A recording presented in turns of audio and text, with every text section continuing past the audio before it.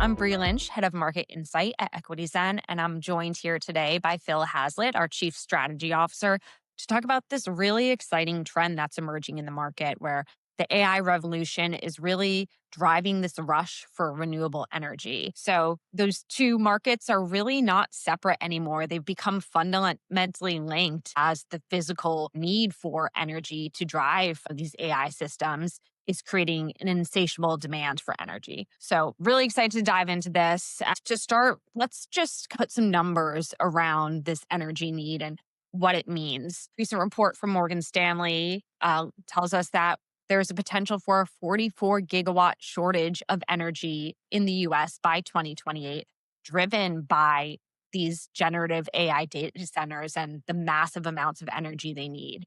To put this into perspective, that's the equivalent output of 44 nuclear reactors. So, a ton of energy that's needed. And we're really still early in this AI cycle. So that need is just going to grow. Separate Goldman report estimates that up to 720 billion is going to need to be spent on the grid by 2030 to power these needs. And this is happening in a market where data center vacancy is at all-time lows. So there's only 1.6% vacancy in these data centers. So we're really pushing the limits of availability when it comes to energy. So really creating this massive need in the market, and a lot of interesting innovative tech companies are aiming to solve it. Phil, can you give us a little bit more context on the market and what we're seeing there? Yeah, absolutely. So I think the first thing they call out is this is a really sensitive problem and it's an urgent one. Energy is needed for the rush we have on AI, for inference and for testing. But energy is needed for a lot of other things here in the US too, right? And globally. And so it's a very important problem to try and solve. And it's going to come at us a lot sooner than I think people expect. We're already seeing big companies try to work on solves, and not just tech companies, but companies like, Schneider Electric and Eaton that are trying to come up with technology-driven solutions, spending billions of dollars in capital expenditures. And we're also seeing big tech get involved as well, right? Whether it's Amazon or Google or Microsoft supporting and making investments in energy-driven solutions. And so probably for the first time in maybe 10 or 15 years, we're seeing this convergence of venture capital investment coming into energy, specifically clean energy, to solve this deficit we expect to have on the energy side for AI computation. Absolutely. And, you may have thought historically as renewable energy as this green play, and that's still a component of it. But to your point, it's really driven by this need for energy sources that can really scale at the pace of AI. What we know is that renewable energy is a notoriously capital intensive endeavor. You need really hard tech that takes historically decades to build to create these solutions. But given the need for energy, there's been more investment that's speeding up that timeline. And while we've seen the overall count of deals by VCs into clean tech companies go down, we've seen that money that is being deployed is being more concentrated, really picking specific winners. How do you see that capital concentration playing out? Yeah, it's clean tech and energy tech generally are very capital intensive, right? So they're going to require big checks to go into their companies, and so we anticipate that there won't be as many companies that are going to raise capital, but they're going to raise it in large quantities, right? What we're probably going to see is that companies like Crusoe and Base Power are going to require hundreds of millions of dollars and billions of dollars of investment at a time, so that they can get to the true scale of a hard technology problem, so that they can solve it. One of the points you touched on earlier, which we'll cover a lot more as we go through this, is it's not just VCs, but a lot of big tech players who are getting involved, both as strategic partners and investors as well. So as they're racing to secure the power needs they have for their own businesses, they're doing it by investing and partnering with these companies. We talked about the high level. Let's get into some of the specifics. The fall of 2025 has been really interesting. We saw a lot of deals with energy companies that speak to the trends that we've covered a bit. Crusoe Energy Systems, one you just mentioned. Big tech companies like Oracle and OpenAI have partnered with them to power their data centers. And just in October of this year, they raised their Series E at over a $10 billion valuation. So certainly they're raising the capital needed to fund these data needs. And the interesting things they announced as part of that round is that they're partnering with Blue Energy to build a nuclear-powered AI data center. So really looking to expand, beyond, traditional energy. Can you talk about that a little bit? Yeah, absolutely. And it's probably worth pointing out that Crusoe actually started out as a crypto company where Crusoe was looking to capture the wasted energy from natural gas flaring. And they were going to use that natural gas flare and turn it into computing power for mining Bitcoin and Ethereum. And then it was pretty prescient, but the CEO and founder of that company, Chase Lockmiller, said, you know what, we're seeing this big uptick in energy needs for AI. And so he kind of pivoted the business and now they're one of the main players on the venture backed arena in bringing power and energy to data centers.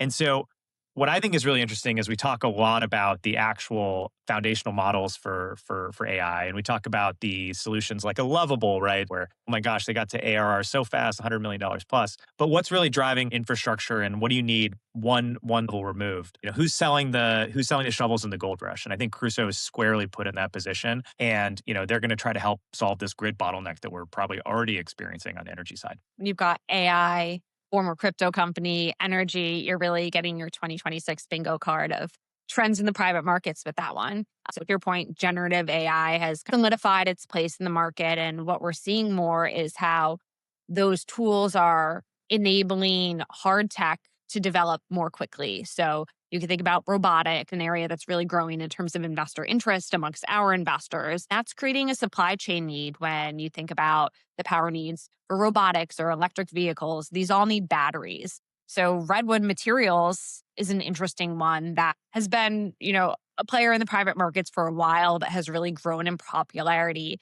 Both Amazon and Microsoft are investors, and they're really tackling the battery storage needs and the supply chain needed to create and recycle these batteries in you know, a clean and tech forward way.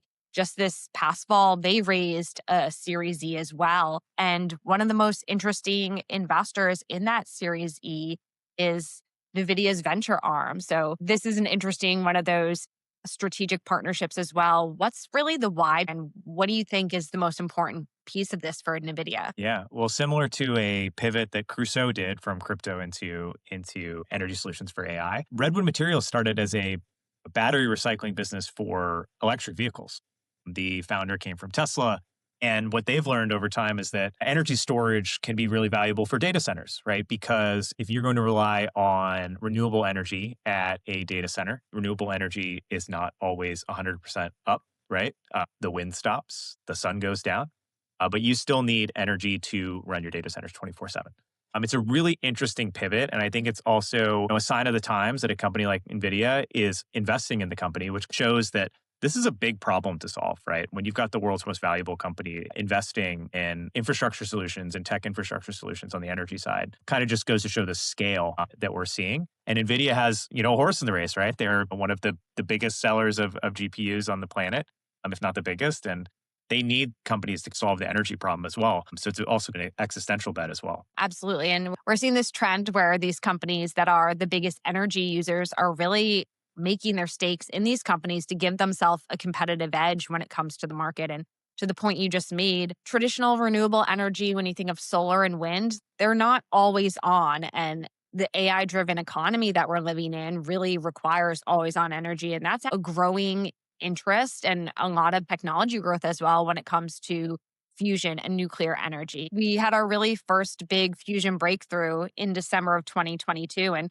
that was decades in the making. And in the past few years, we've really seen advancements happen at a much quicker pace. Can you talk a little bit about that, Phil, and why this might be fusion's Sputnik moment given the needs? Yeah, so for a long time, fusion has always kind of felt like a Jetson style solution, right? That we just didn't know when it was going to happen. And it was always, a decade or 2 decades or 3 decades away. But, with an announcement in 2022 on updates and with the advent of AI, kind of a bit of a circular reference here, computational improvements have allowed us to have some breakthroughs where we think that fusion is closer than we've ever been before. And that's probably emblematic of the fact that we've seen some companies either raise capital or have breakthroughs. So coming back to, we're solving an energy problem for AI inference and research, and that AI inference and research and intelligence is actually feeding in solutions on the energy side. It's a bit of a full circle. One of the biggest stories on this we saw right before the holidays was some news about Tay. Can you talk about that a bit? Yep. Well, in a surprise to pretty much everybody, Tay Technologies is a company that we've been following for a while on the fusion side.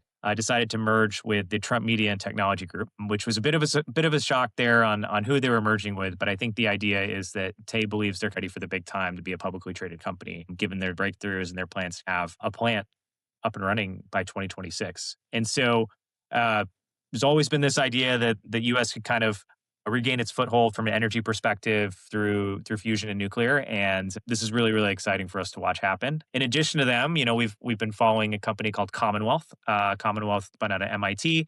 And they've also, mentioned they've hit some milestones as well in the development of their project. So again, it's one of those spaces that we've watched for a long time and hadn't seen too many concrete developments, and now for them to all start happening is really, really compelling. Absolutely. And you see the co CEOs of Tay and TMTG talking about how this is really the path to America energy dominance and how it's a national security priority to have access to this energy. So it's really changing the imperative behind some of these initiatives. And these are just two examples of many. X Energies, another company, Amazon recently partnered with to help power their reactors. And again, Amazon looking to have a direct link to the energy they need to power their AI systems. And Helion Energy, another one that's backed by Sam Altman, recently entered a partnership agreement with Microsoft. So a lot of these similar trends playing out across many of these companies and really speaking to the overarching theme, which is that there's a massive demand for energy. Fusion is potentially a way to unlock that at scale that we can't in traditional energy systems. And these examples with Google and other players like Microsoft partnering with these companies and just the mass amount of investment we're seeing in these companies are really aiming to solve these problems.